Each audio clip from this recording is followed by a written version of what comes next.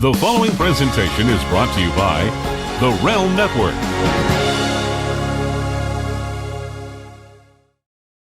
Oh, shit! It's Vince Russo! Vince McMahon's best-kept secret. I am the Antichrist of professional wrestling. David Arquette won the world title. I've got a wife, 3 kids at home, and I really don't need this shit. How can this show be so awful, Mr. McMahon? I didn't think it was. Viagra on a pole match. And Hogan, you big bald son of a bitch, kiss my ass. Judy Bagwell on a forklift match. McMahon, the family, the Rock, they screwed us all. Now, you're the editor, right? Mankind did it! Jumpy, beat. Goldberg steered Russo on the table. I'm from New York. I'll get downright nasty. This is Vince Russo's The Brand. Hello, everybody. Here we are again. Here we go again, bro. We are going to castrate some marks on this Monday, the first day of the week. What a way to kick off the week. There's nothing better. You kick off the week by kicking some marks, bro. That's what it's all about. I'm here with Jeff Lane. Wait a minute, Jeff. You're not going to believe this. What? This is a first. This has never happened on the show before. Well, we know it's not a fart then. Dave Meltzer is calling in. Should I put him through? Put him through. Are you sure? Because he may accuse me of something. He may expose me. Are you sure? Let him in. All right. Hey, Dave, what's going on? A2. Toothpicks. 246. That's it? 246 toothpicks? That's all he had to say? Wait a minute, bro. You're not going to believe this. I don't know if I should put this through because we've been hard on this dude. Mitchell? No, Keller. Keller says he wants to give me a warning. Oh, okay. Let's hear it. Shit. Rest in peace. Oh, my God. Wait. I'm so sorry. Jeff, I want to talk about a couple of things first, and then we'll get into the show. How many weeks now has Glenn been saying, I have to watch NXT? Probably at least a month, I would say. Bro, I told PJ last week, let's watch NXT next week. Let's give AEW a rest. And I told him, Glenn keeps telling me, I got to watch this show. I got to watch this show. I got to watch this show. Jeff, like I always do, I watch the first hour on a watch along on Twitch, twitch.tv/Vince Russo Live. And then I watch the second hour on DVR. So I watched the first hour of NXT tonight. I did not watch AEW. Bro, we start off with a 20-minute girls match. From that, we went into another guys match where neither of the two guys look like stars. Then from there, we went to a third match, and I swear to God, I think one of the guys was Dwayne Gill. No vignettes, no stories, no stuff backstage, nothing. As a matter of fact, bro, there was one thing where these guys attacked these other guys in a parking lot. Okay, bro, I didn't know who they were. Then they threw the guys in the van and they drove off. Bro, when they came back to the show, the announcers didn't even mention it. Oh, okay, guys. So guys just got kidnapped in the parking lot. I'm assuming are on the NXT roster. I'm assuming these aren't strangers, okay? We come back and we go right into another match. No mention of it, nothing. This is the riveting show that Glenn has been putting over for the last freaking month. Bro, I could not ask anybody on Twitch. I was literally counting down the minutes, bro. What a boring, horrible freaking show. You know what it is with Glenn? And I'm just going to call him out on this tomorrow. Whenever we do the show, I'm going to tell you what it is. His boyfriend, JB, works on the show. Okay, bro? Screw that. I'll put JB over if the stuff's good. That stuff sucked tonight. Okay, so I don't care if JB's my friend. I don't care if JB's my enemy. That sucked. That's number one. And number two, his buddy Killer Cross is on the show. Well, Killer Cross was not in the first hour that I saw. So, like, what am I supposed to do, Glenn? I'm supposed to watch a 2-hour show so I could see 5 minutes of Killer Cross? Is that what I'm supposed to do? What a steaming pile of crap, bro. Horrible. Every time you are told, oh, NXT good storylines, you need to watch it. Every time you have this response afterwards. I'm not watching it ever again. I'm not watching. I don't want to hear anything. That's about the fourth time. You got to watch it. You got to watch it. You got to watch it. It sucked, bro.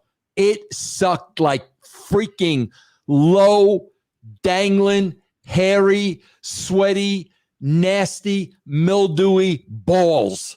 That's what it sucked. It sucked, bro. It sucked.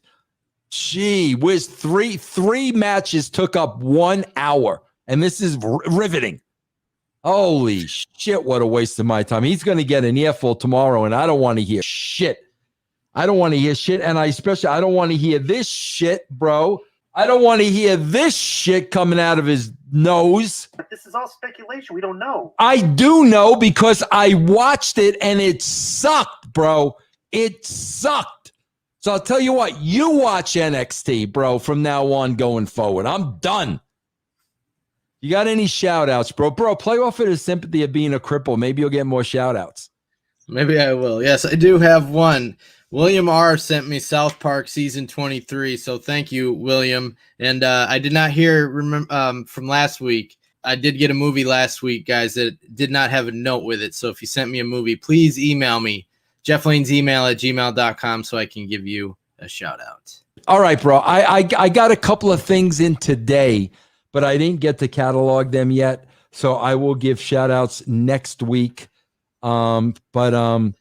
Bro, my good buddy Darren sent me a bunch of giant memorabilia, which was freaking awesome, man. He sends me autographed pictures of old giants, man. I got them all on my wall now.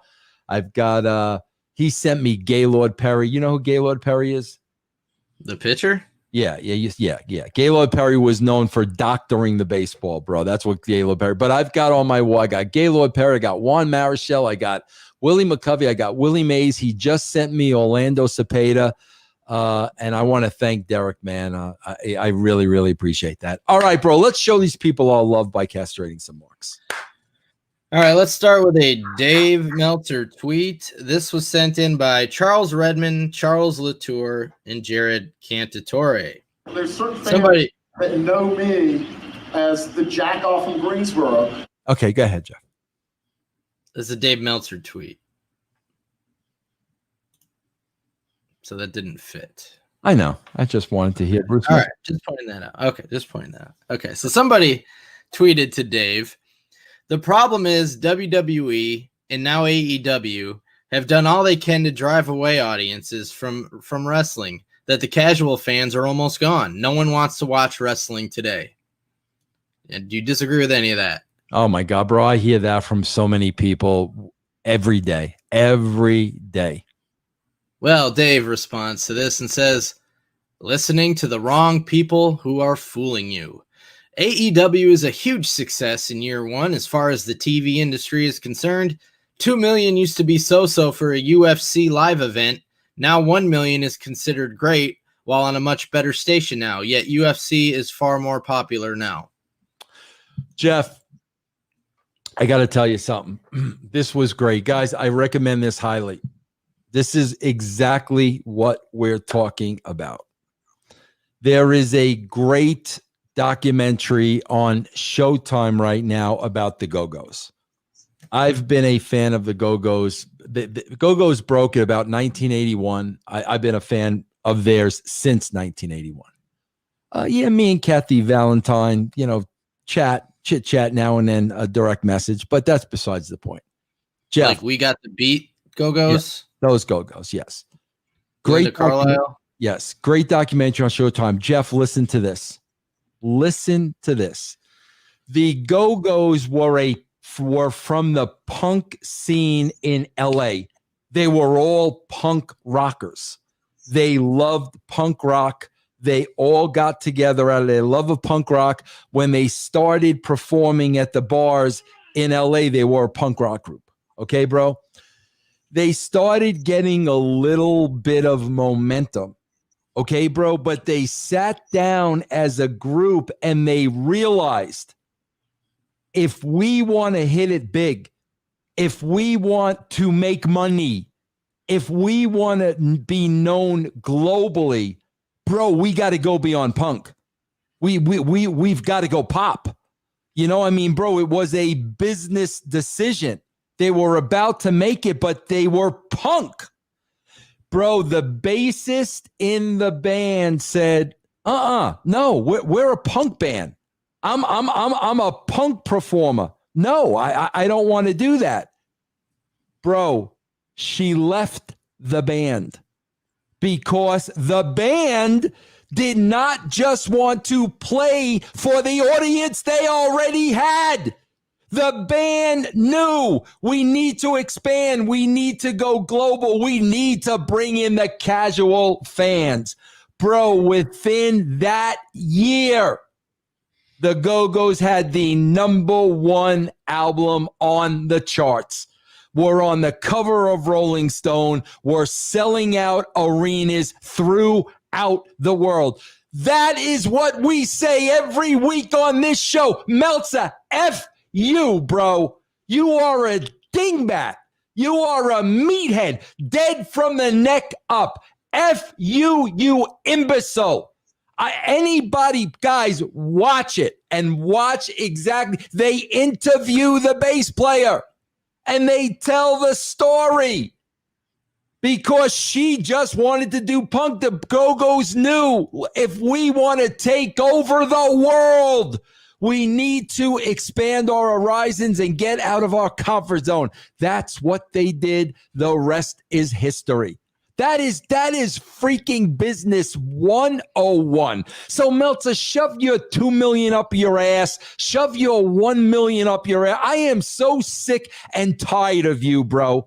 You're an imbecile. You are such a mark. You have no understanding whatsoever of the business side of this. You have had the same subscribers to your piece of crap newsletter for the last 30 years. Do you really think Dave Meltzer is bringing on new subscribers, bro? Do you really think he is? He's had the same subscribers from day one. This is the last guy, bro, you should be listening to about freaking business. This guy don't have a clue. Guys, honestly, you want to know about 5-star wrestling matches? Go listen to Dave Meltzer. You want to know anything about business, expanding your brand, bro, bringing on new customers, new eyeballs, new viewers? This is the last guy you ever want to listen to, bro. We got some classic Wade Keller booking, so you know this was dug up by Nathan Vaughn. He's booking dialogue for Michael Cole when Triple H challenged Seth Rollins for WrestleMania a few years back. I get it. Would have worked better for me if you had Michael Cole going, who does Hunter think he is? Seth Rollins can't fight. Hunter knows it. That's why he wants this fight. Hunter didn't want this fight until Seth was too injured to put up a fight. Hunter knows that the only chance he has to beat Seth Rollins is if Seth is beat up. And after he did last week, it's so big of him to puff out his chest and say, Seth, I'll take you on in 2 weeks. He knows he's not medically qualified to be in, that he shouldn't be in that ring with the condition of his knee. He just wants to end Seth's career. Rest in peace. Bro, you know what this guy sounds like? Bro, you haven't experienced this, Jeff, but I've experienced it many times. And I've seen Will do this now. Bro, you know what he reminds me of? When you're a parent and you're reading your child a bedtime story to put them to sleep. Yeah, we talked about that last week. Yeah, and you're going into all these characters. You know, you're doing all the voices, bro, for your little 2-year-old baby. You're doing, you know, Winnie the Pooh, and then you're doing Tigger and Eeyore and the whole crew. That's what he's like. That's exactly what he's doing with these shows. But who is he telling these stories to? Like we're laughing at him. When you got a little 2-year-old on your knee, they're entertained. They're not laughing at you. So my question is, bro, is he actually entertaining people with this? Why would Michael Cole cut that promo on the air? Like, even the logic behind the stupidity that's coming out of his mouth isn't there. Michael Cole's going to say all that. He's going to cut a promo on Triple H. Rest Why? in peace. What is next, Jeff? All right, let's go to Brian Alvarez clip sent in by Gunnar Selavi, and he's talking about sports coming back and how it affects AEW and NXT. The NXT audience is largely older WWE fans, and they're going to watch WWE. I mean, we've seen this happen with things other than sports. We've seen this happen with debates and national news stories. That hurts the AEW audience more than the NXT audience. The AEW audience seems to be, they're into sports more so than the NXT audience. So if there's sports competition like baseball, which attracts an older audience, AEW loses that audience. But for whatever reason, NXT does not. Their older audience grows. Yeah, so he's already setting up the excuse of why AEW is going to lose fans. He's already setting it up before it's even happened. Yeah, those guys watch baseball. Oh, Give me a freaking break. Right. Oh my God. Bro, I gotta bring on bro. This guy used to work with Will at DDP Yoga. His name is Louis Benson. This was a guy that we had on the show. Then he started freaking out that we couldn't air it because he was doing like work with AEW. I remember that. Yeah. He was on the early shows with the who's the club that they're trying to bring in, the Dark Side. He was in those early vignettes. He was a real big guy with the beard. Yeah, because Will had him in some of his show. Yeah, he's not with Paige anymore. He's not working there anymore, so he's not doing anything with them. He got canned. He got shit canned. Bro, this guy is your run of the mill, atypical AEW fan. I'm going to bring Louis on the show because he can come on the show now. He don't have to worry about Cody now. He doesn't have to be afraid of Cody. He can come on the show now. You are going to see an atypical AEW Mark, and we're going to see how much Louis loves sports. We're going to talk to I'm going to give Louis a sports quiz. I'm going to see how well Louis does, bro.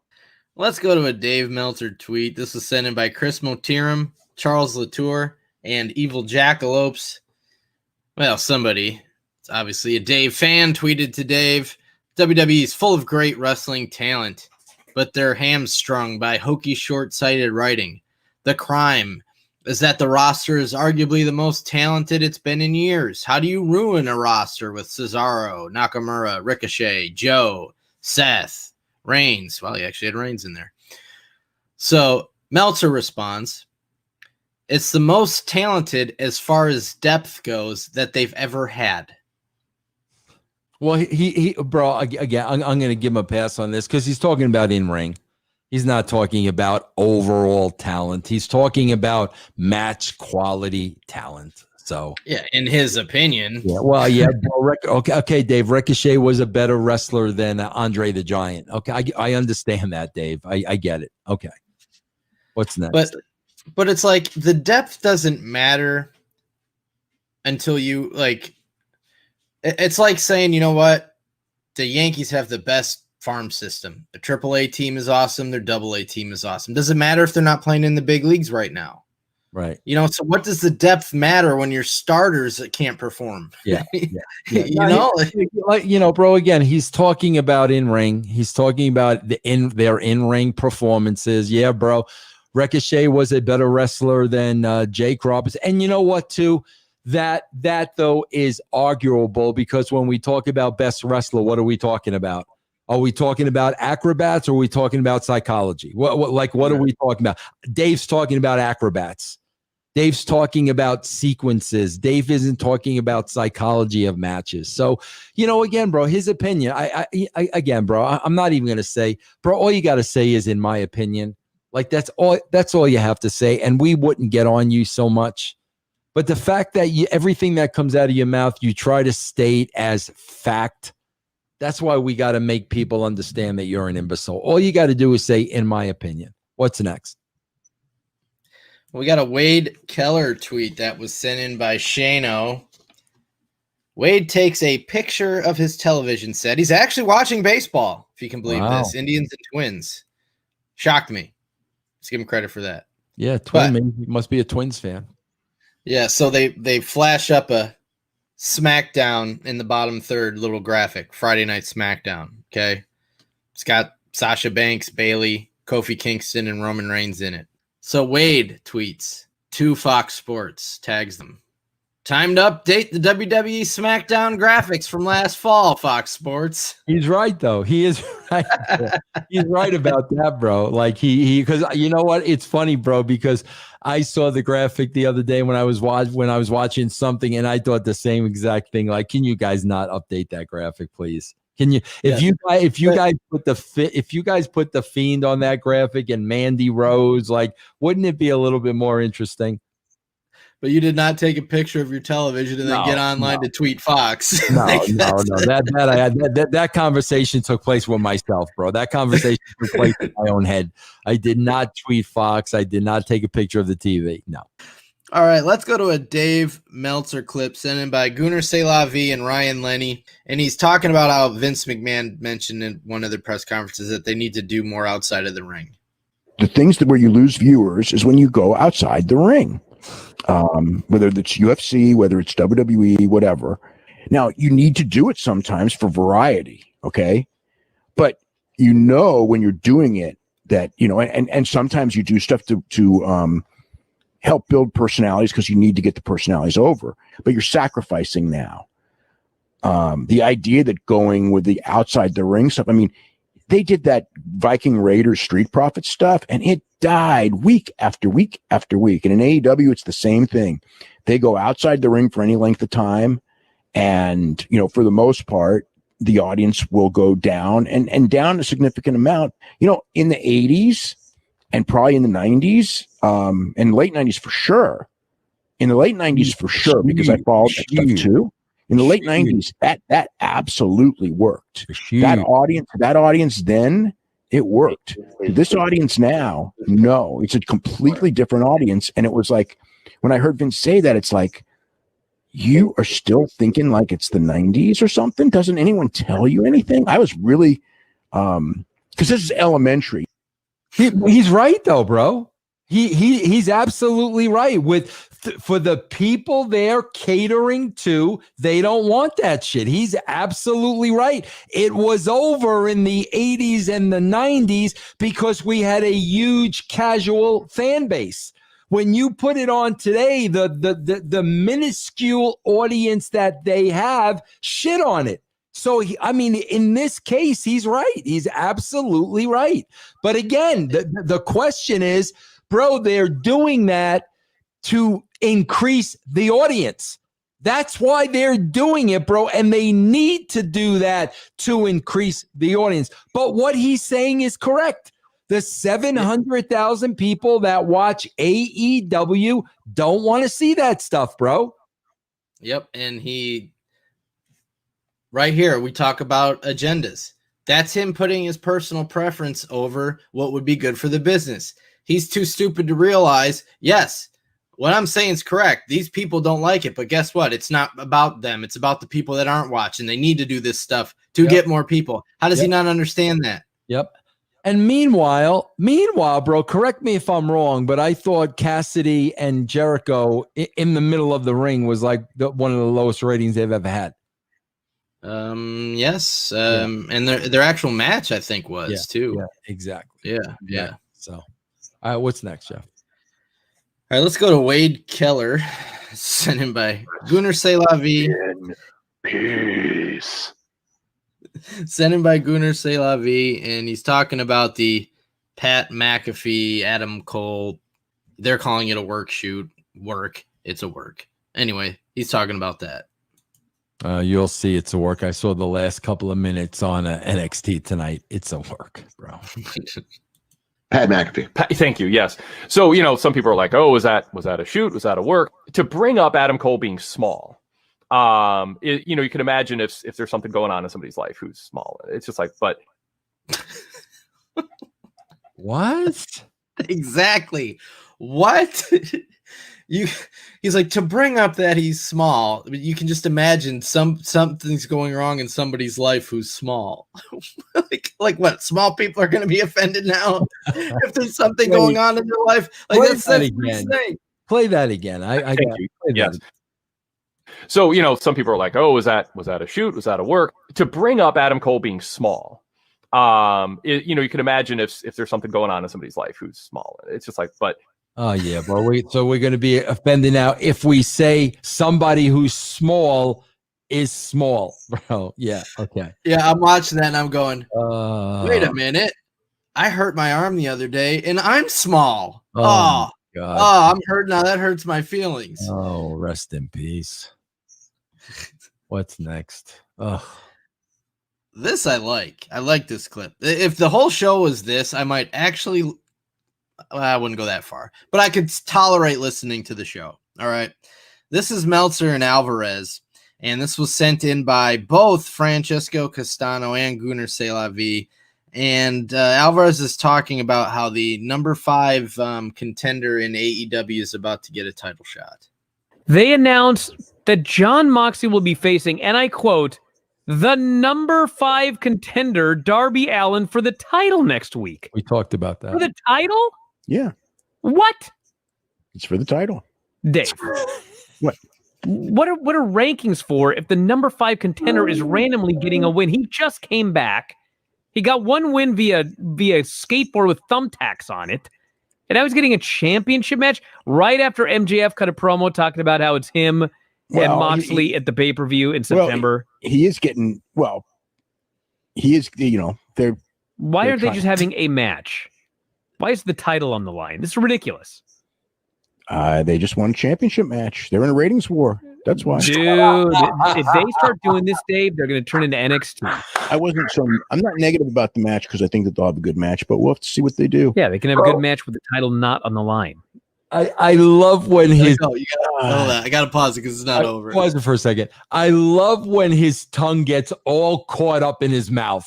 I love that. Like, you could hear his tongue get all caught up. He won't bury them for anything, bro. This is exactly what PJ and I talked about. Bro, why is it number 5? Why are you having rankings? Same exact thing. He will not... He can't just say... Hey, yeah, you know what? You're right. That doesn't make any sense. He just can't say that. So his big, fat, waggly, Jabba the Hutt tongue gets all caught up in his mouth because he doesn't know what to say. Okay, let's hear the rest of it. What they do. Yeah, they can have a good match with the title not on the line. I guess he's ranked, So 5th. Fifth, but what's the point of the rankings then? Because he's ranked. He's ranked. It's not like he's not ranked. He wouldn't be like a non-ranked guy. I mean, if you're, it's not always the number 1 contender. It's a contender. Well, it could be 2. Who's 2? Or 3. Who's 3? I don't know. They have rankings. So who is 2 or 3 or 4? I don't know. I haven't looked at I know he's 5. Okay. That's entertaining to me. Bro, you have to... oh, my God, bro. That's... For this next clip, we have a special guest because he supported me. He got one of my shirts at ProWrestlingTees.com/Jeff Lane. Anyone that gets one of my shirts can come on here and castrate a mark with us. Just like Aaron Lamarr, who's joining us tonight. What's up, man? How's it going? It's good. Feeling good tonight. Aaron, I got to tell you, I'm sitting here looking at you, and this is all that's running through my mind. I would not want to be on the opposite side of the line in a football game against you, bro. Yeah, I get that a lot. Yeah. Oh my! You've had to have played football, huh, bro? I did. Play college ball at Wisconsin, then I transferred to KU and played down there. Bro, I have never seen a human being with shoulders that freaking wide, bro. Oh my God. Yep, a lot of lifting, a lot of powerlifting. I also joined the strength team at KU as well, so on top of football. So that's how I got my shoulders that big. So where did you go first now? It was a Division III school, Concordia, Wisconsin. Then I transferred to KU, University of Kansas. I played under Turner Gill. Then I coached under Charlie Weiss when he was there. Oh, wow. What position did you play? I started off as offensive tackle, then I switched to D tackle. Oh my God! Well, I mean, were you a standout, bro? Any pro offers? No. I'm just I'm a health PE teacher now. I coach football now, but no offers, nothing like that. Bro, don't tell me there was you had to be the biggest guy on the team. Don't tell me there were guys that were bigger than you, bro. Because I won't believe it. No, surprisingly, there were guys bigger than me, 350-pound guys and up. Yeah. So it took a lot just to keep up with them in conditioning and lifting. It was hard, but it was worth it. So now, bro, you said you're a PE teacher? Yeah, but I teach. I live in Kansas and I teach in Missouri, health and PE teacher. Because of Corona, right now we're doing virtual classes because they don't want anybody to get sick. But they're planning on having school after Labor Day. But most of the staff doesn't think we'll come back in person. But we'll just have to wait and see. Yeah, bro. How do you feel about that? My wife's a teacher and she's freaking out about what decisions are going to be made about going back to school and whatnot. How do you feel about that, man? I mean, for the last semester, we did online classes and it went okay. They're just worried that a lot of the students won't log on because for this first 4 weeks is going to be online, so it's optional. But then they're talking about when we come back in person, they're not going to have students are going to eat lunch in their classrooms. You can't have more than 8 students to a class. For phys ed, it's a little bit more difficult because you're going to have to be active, and students are going to wear the mask. How are they going to be active with the mask on?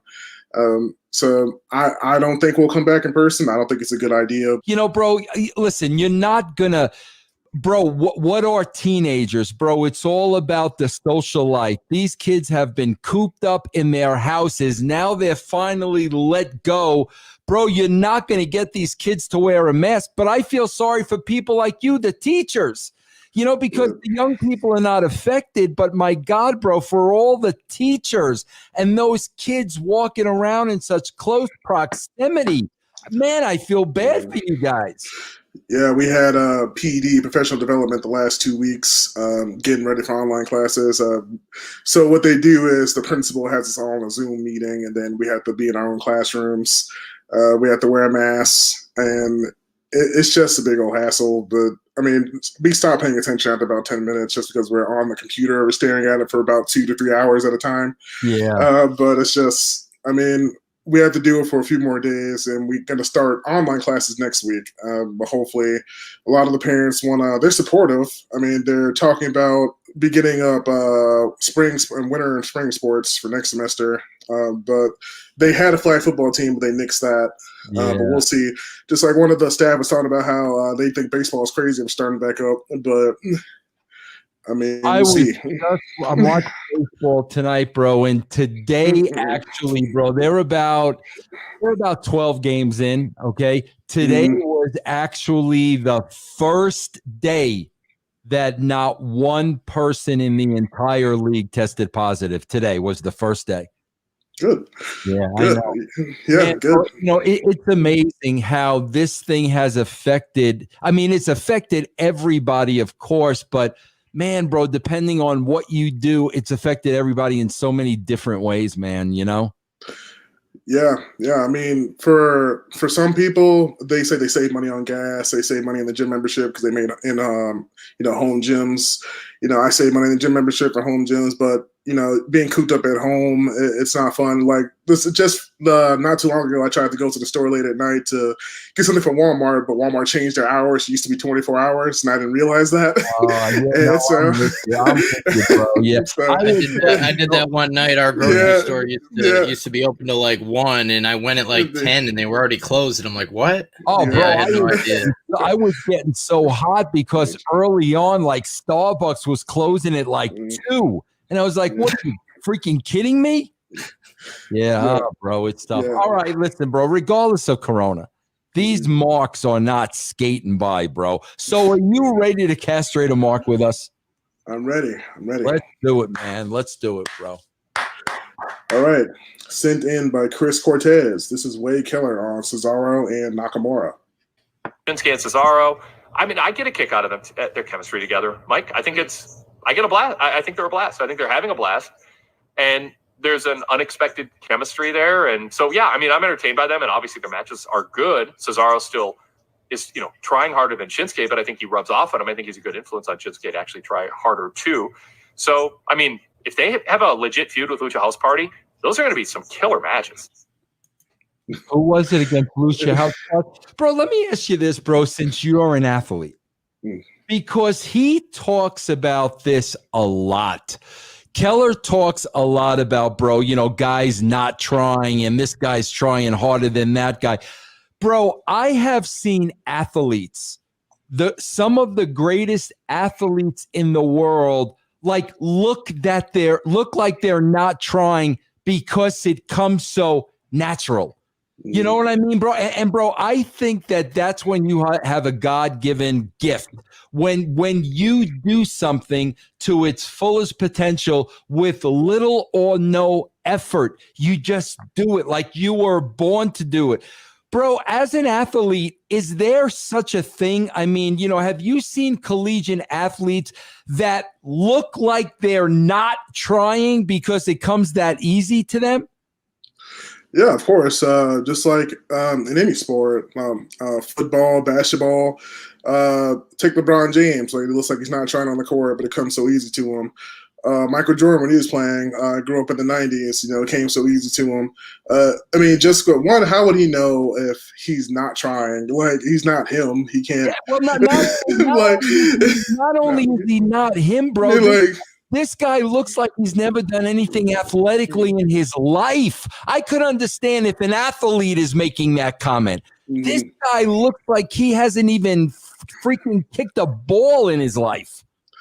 Yeah, I mean, it's crazy. I mean, one, he can't say he's not trying because he's not him. He can't, unless he actually goes up and asks him, you can't tell he's not trying.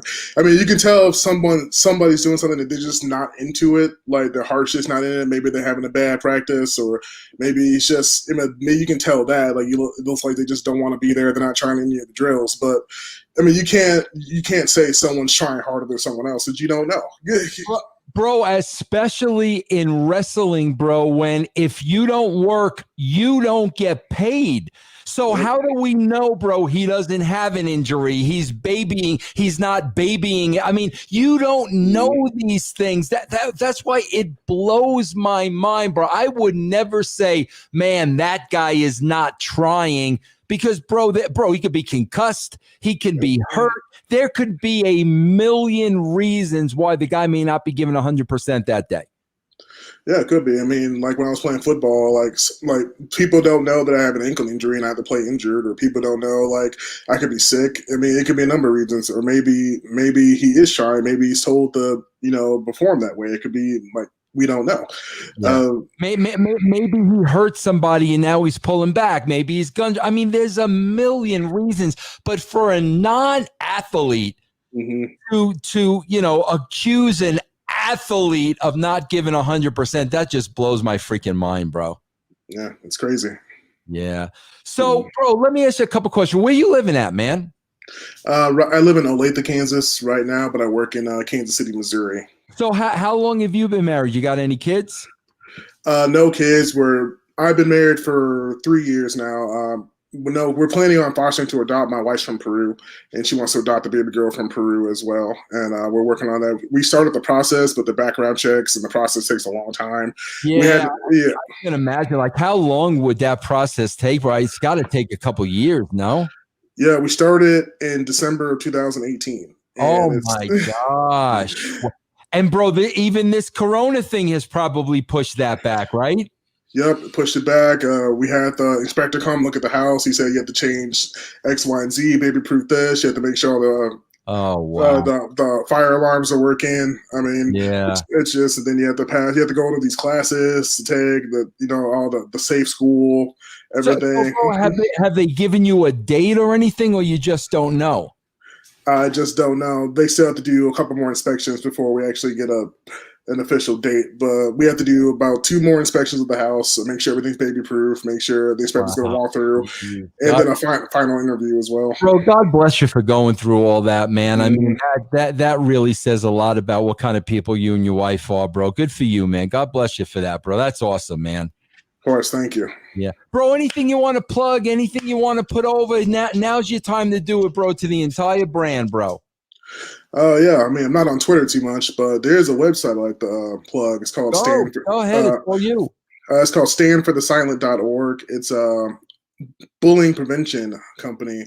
Bullying's been a serious issue in our schools, and I've been a huge advocate for that, to try and prevent bullying in our schools. My wife knows a couple students who went through hard times due to bullying, and we're trying to crack down on that this year if we have to come back in person. It's a really cool website. They can come, give speeches at the school. There's merch you can buy. It's a great organization to prevent bullying. Well, let me ask you a question. I'm glad that you brought that up. Let's help some people out there listening to this show.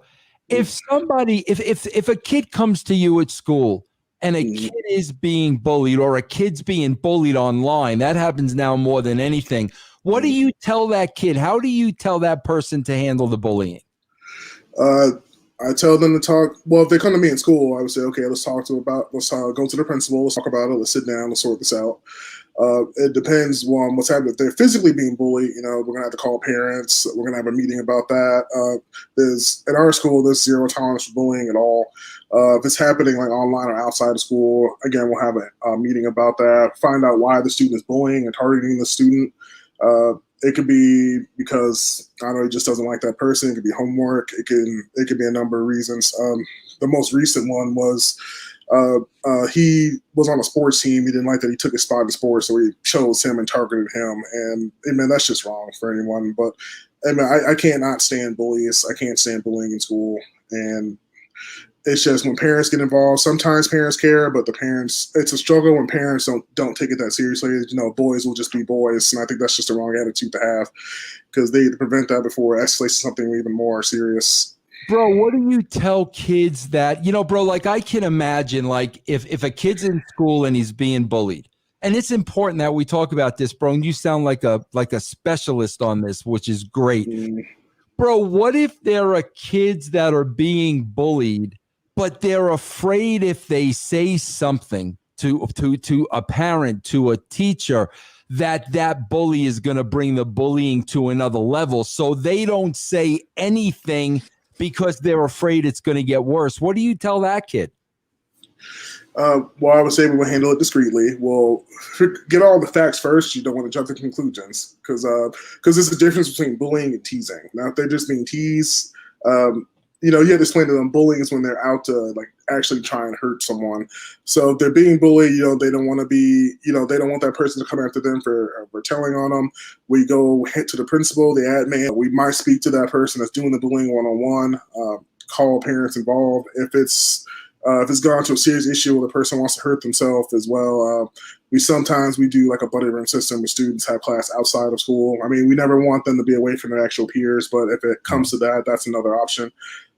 We actually had that happen to one of the girls in class school. She was being bullied in the classroom. She had to be pulled out to a buddy room, and she didn't get to have class with her normal classmates, but that was the best that the principal could do at that time. Well, Aaron, man, listen, I wish you luck with the adoption, bro. Please keep me posted, man. Let me know how that goes. I'd love to hear the process, man. Yeah, of course. I'll keep you posted. I know I listen to That's Life all the time. I'm sometimes, I ask little questions.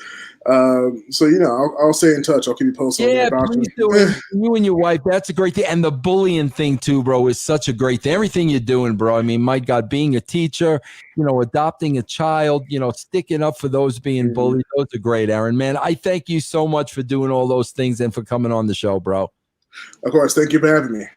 All right, let's go back to Meltzer. This was a clip sent in by Sing the Ace, and I don't think he's a little happy with a match announcement for an upcoming New Japan event. I need to save my crew. I will not abandon my crew. Turn this plane around. I got it. We also have a tournament coming up for the Never Openweight 6-man tag titles. The brackets for this one: Yano, Okada, and Sho versus Jado, Yujiro, and Geto. God, what a freaking horrible ghetto Jado and Yujiro. God damn. I am so sick of watching Okada and Yujiro. Oh, man, these are gems. I don't even want to comment on these. They're too enjoyable, bro. Play that again, man. I want to hear that again. These are great. He's not happy with that. Oh man. We also have a tournament coming up for the Never Openweight 6-man tag titles. The brackets for this one: Yano, Okada, and Sho versus Jado, Yujiro, and Geto. Ah, God, what a freaking horrible Geto, Jado, and Yujiro. God damn. I am so sick of watching Okada and Yujiro. I didn't think you'd be sick of watching Okada and anybody. That is classic, man. That is terrific. That is those clips were entertaining as shit. I'm not even gonna rip them apart. It was great shit. Let's go to Eric Bischoff. Oh boy. This clip was sent in by Miss Jericho, and he's talking about wrestling being appealing to advertisers. Why you gotta be really wrestling's tricky. You know, it's improved so much from where it was 10 years ago, 20 years ago for sure, 30 years ago. It's amazing to compare how mainstream wrestling is now to the advertising community compared to what it was 30 years ago, 20 years ago, 15 years ago, even 10 years ago. The F is he talking about? I don't know, bro. Either he's drunk or he's being sarcastic. No, he's not being sarcastic. Well, one of three things. He's either drunk, he's either being sarcastic, or he's either looking for a job. One of the three. Pick your poison, bro. Whatever you think. Well, it looks like you got the third one. Yeah. You saw it firsthand. You had to turn away advertisers. you know, bro. Skittles go away. Bro, we were having meetings with networks that wanted to create shows with us based around our talent. That's how hungry. I got paid by Fox to write Fox, bro, to write a pilot. You think any WWE is getting paid by Fox right now to write a pilot? By anybody to write a pilot? How are they mainstream to advertisers? You used to see Austin and The Rock on normal products in stores. Yeah. You know, I don't see freaking Braun Strowman on anything when I'm walking around the grocery store, you know, or Walmart or whatever. Maybe he's drunk. Well, this clip sent in by Joel. This is one of Wade Keller's minions, and he's definitely not making this up. Rest in peace. With Orange Cassidy, I think it just works. I think it works. I don't think he has to, evolve this character into a guy who cuts these promos. I think that if he started doing that would undercut what he's doing right now. Because Orange Cassidy, more than any other wrestler I've seen in recent years, has gotten more, casual fans to latch on to him. I mean, I've seen people who don't know anything about wrestling who are like, yeah, I like this Orange Cassidy guy. I've seen a few clips of him here and there. And I just don't think that you really want to mess too much with that character when it's already working so well. Yes, that's definitely true. There's no way he would possibly make up that people that don't even watch wrestling watch Orange Cassidy clips. Yeah, no, I love the fact that, I've seen Orange Cassidy clips here and there. Where have you seen, unless you are putting Orange Cassidy in your space bar, where are you running across Orange Cassidy clips here and there, bro? Where are you seeing these clips? This guy, what? He's at Walmart just going up to random people. Hey, you watch Orange Cassidy? I don't know anything about wrestling, but Orange Cassidy, yes. I watch his clips. Bro, how many times are you going to watch the guy do the same thing over and over and over and over again? How many times? Like, how many times? Like, this is another myth. The attract a casual viewer, Orange Cassidy. There's zero evidence to support this at all. Bro, they just make this shit up. Think about this for a second, Jeff. Think the Goldberg. Think if they just would have had Goldberg's entrance without Goldberg ever cutting a promo. You don't think people would have gotten so like, okay, we've seen the entrance a million times now. It's the same thing. You know, Goldberg, they used to knock on the door, used to come out. All that stuff was as impressive as hell. A hell of a lot more impressive than what Orange Cassidy does. But imagine if that's all you got with Goldberg. You don't that would get old with anybody. It's like, okay, we've seen it. Okay. What's he going to do next? He does the same thing. Actually, it happened, before you got there. I mean, he was talking and stuff, but the crowd started to turn on him because they were sick of the same thing every single week, and they were booing him, even though he was still a babyface. Yeah. God, but this is hot topic. This is Dave going to the parties where everybody's talking about AEW or the kids at the lunch table. This shit does not. Where are these people watching Orange Cassidy YouTube clips that don't watch wrestling? Yeah. Seriously, there's no logic in that. No. This clip also sent in by Joel. This is Wade Keller, and he's going to book some dialogue for today's announcers about Sasha Banks and Bayley. Rest in peace. It's like they're the tag champs. So, I mean, it's fine if they're on the show because they're tag champs, and that's how that works. And they've established that if you're tag champs, you get to float around. Just say, hey, because they're tag team champions, they get to be on all. Hey, Byron Saxon be the best person to do this. Okay, Sasha and Bayley, we know you're tag champs, so you get to be on all three brands, but they're abusing that privilege by now sticking their nose in the singles title picture. We need to look into whether this should even happen. And then, Phillips can reply, or Joe can reply, hey, it's obviously been approved when a champion says they accept the challenge. Management is going to be hesitant to step in and say no. They want to see a good fight. This is an intriguing match. But I tell you what, if Sasha doesn't win and they lose the tag titles, I'm going to be glad when she's gone. I mean, just like give us something like that. Why? Yeah, please give us something like that. Please. I got to have something like that immediately. I would love to see him and Ben Hameen one-on-one in an improv take. Oh, my God. Can you imagine, bro? Can you imagine him and Ben on the same improv team? All right. Well, for those that don't know, Cameron, who used to be in WWE, is now in AEW. Her name is Ariane, or whatever her real name is she's going by. I guess she's going to be in some women's tag tournament. And this clip, sent in by Francisco Castano, is Meltzer and Alvarez talking about Cameron being in AEW. And they are alerted that someone else has also drawn purple.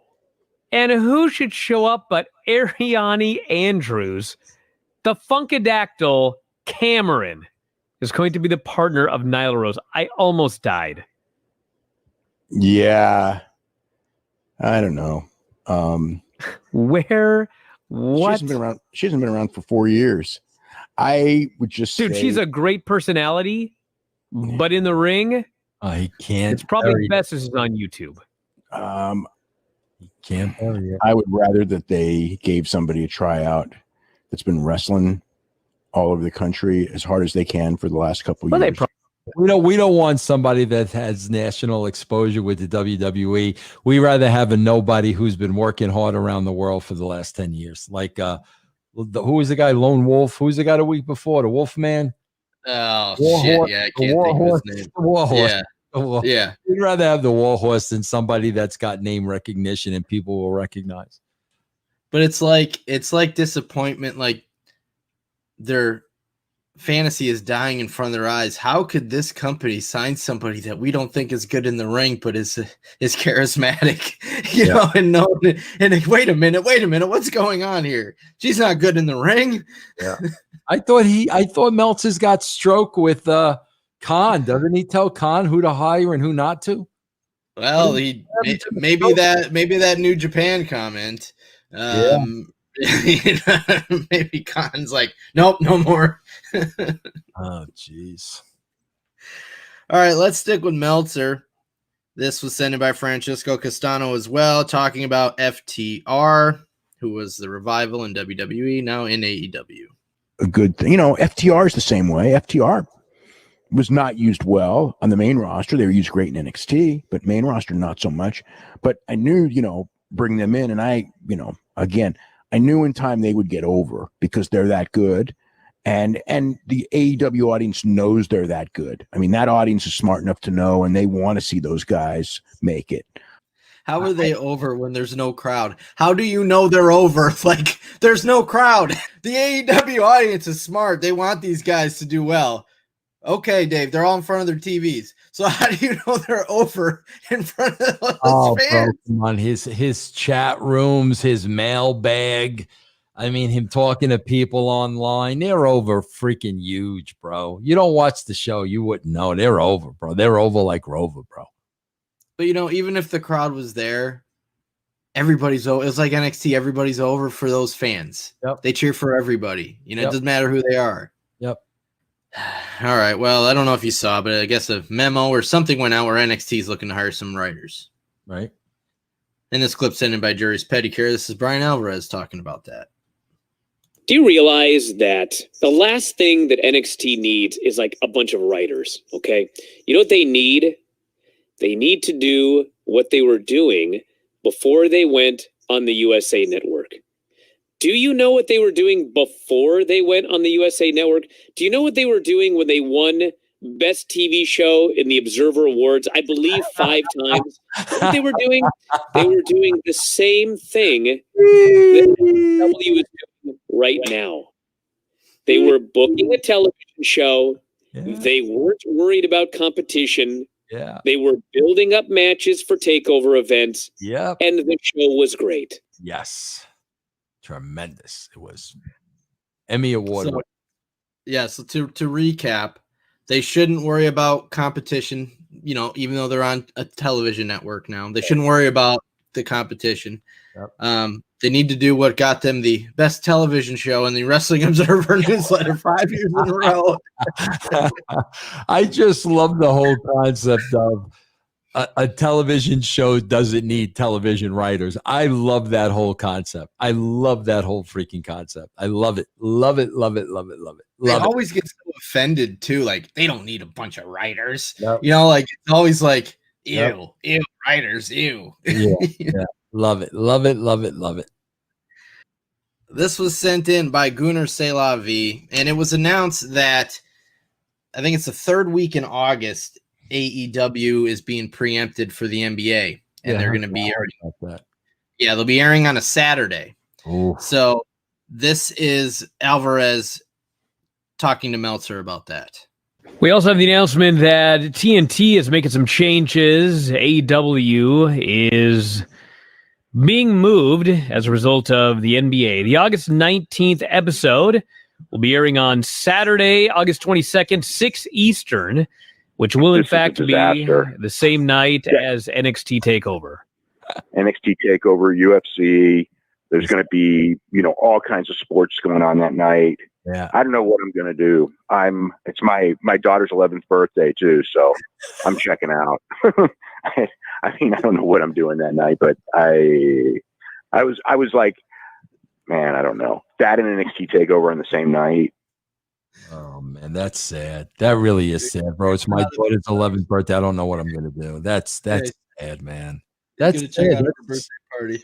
Like that really is sad, bro. It's my daughter's 11th birthday. I don't even know what I'm gonna do.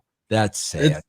But that's the whole reason we do this show. But that is how long have you been saying it? That's not even funny, bro. That's sad. I got kids. That's sad. That is sad, man. It's sad. Pathetic. It's pathetic. It's not even. It's beyond. There isn't a word that can describe. It's my daughter's 11-year-old birthday. I don't know what I'm gonna do. That's He laughed too. He laughed. He's checking out. Holy shit. That's horrible. I feel bad for the girl. That sums it up. That's why we do this show. Oh. How long have you been saying though about their families? You've been saying this. I know, bro. You've been saying this. I know. 82, toothpicks. 246. All right, well, here's the closer. Thank God. I can't believe this is a real conversation. This was sent in by Chris Cortez, and this is Wade Keller and one of his minions discussing which show Sasha would be on if she lost the Raw Women's belt. As long as she has that tag title, they'll find a way to continue to work her in on Raw. I think the rule would be, if you have a title on a brand you're not part of, you lose that title, you revert to the other brand after you get your rematch. That would be my hunch. But I also am pretty sure they're going to make it up as they go along and not really worry Mike about whether it satisfies your thirst for logic. Well, they will have an out though because of the women's titles. I'm saying if Sasha loses all her belts, I would think she'd go back to SmackDown. If they lose the women's title, the tag title, you mean? Yeah, for sure. If they lose the women's tag titles, then yeah, Sasha should be exclusively on SmackDown. But as long as Bayley and Sasha have those women's tag titles, they have an out to keep her on Raw. But if Sasha, Oh my Bayley SmackDown God. champ, and if they lose the tag title, Sasha still stays on Raw. God. Sure. Yeah. I mean, I wouldn't think they just move both belts to SmackDown because, well, now you don't belong here anymore. Yeah. Oh, No, I'm just saying that if Sasha loses the Raw Women's title to Asuka, right? And Bayley and Sasha are still women's tag champions, then Sasha still has a claim to be on Raw regularly. Oh, sure. Yeah, I totally agree with that. Yeah, because that's kind of how she got there in the first place. Right. Cool. Oh my God, bro! How? What the hell? Seriously. Can you imagine, bro? No, I can't. I can't imagine sitting there trying to logically figure out what show Sasha Banks would be on. I know. Bro, listen, I know they both have 2 belts because Bayley's been saying there, Bayley 2 belts and Sasha dos belt or something. So I know, bro. I have no idea what belts they have. No, nor do I care. I have no freaking clue what SmackDown, Raw, like I have no freaking clue. Oh my! I can't believe that conversation. That was priceless, man. Priceless. If you would like to submit clips to this show, you do so to me. If you would like to submit audio clips, please make them MP3s around 30 seconds or less. And if you do tweets, a link and a screenshot to the original tweet. And you send those submissions, the only place I take them, Jeff Lane's email at gmail.com. You can also check me out. Once I get over this, whatever the hell's going on with my arm, I'll be back to streaming at twitch.tv/JeffLane22. And I also have a Patreon at patreon.com/JeffLane22. Also, guys, remember, we have an additional Castrating the Marks on patreon.com/Russo TWC. You could be a part of that show, bro. You could castrate Marks with us on a monthly basis. Check that out. Patreon.com/Russo TWC. A Patreon level start at only $3, guys. Check that out. That is it, everybody. I hope this kicks off your week. I hope the rest of your week is amazing. We will see you right here tomorrow.